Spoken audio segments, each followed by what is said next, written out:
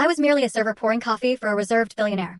But when hot tea splashed onto his sleeve, I noticed something that turned my blood to ice. A tattoo identical to my mother's. I murmured, "Sir, my mother has a tattoo just like yours." He dropped to his knees immediately. You know, sometimes life just snaps. One moment you're living this quiet, ordinary existence. The next, a single, impossible discovery shatters everything you thought you knew. And for me, that impossible discovery was a simple tattoo, identical to my mother's, on the wrist of a man I barely knew.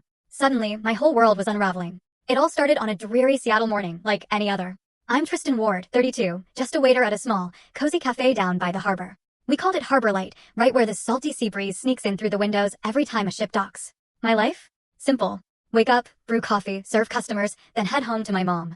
No grand dreams, just enough to pay the bills and keep her happy. My mother, Renee, she was my everything. She raised me alone, her hands rough and calloused from years of laundry work.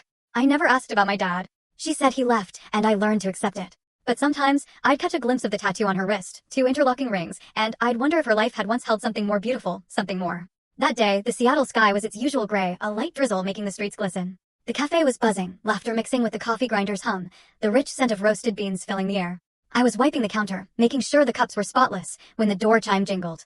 In walked Leonard Baxter. Always on time. Always to the same corner table, overlooking Elliott Bay. He'd order black coffee, no sugar, nothing else. Just sit there, quietly, gazing at the sea like he was pondering the entire world. And yeah, I knew who he was. Who in Seattle didn't know Leonard Baxter? The Titan. Owner of Baxter Arms, a massive empire in defense and energy. The press called him the man of steel, cold, reserved, rarely a smile, never small talk. 70 years old, snow-white hair, a face etched with decades of power. He always wore a sharp black suit, but he always looked lonely. Like the whole world couldn't fill some void inside him. I often wondered why a man that rich chose our little cafe. Maybe for the quiet.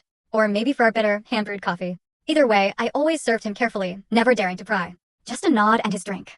That day, I brewed his coffee as usual. Medium roast Ethiopian, pouring the hot water slowly to preserve the flavor. The cup was steaming, wisps of vapor rising.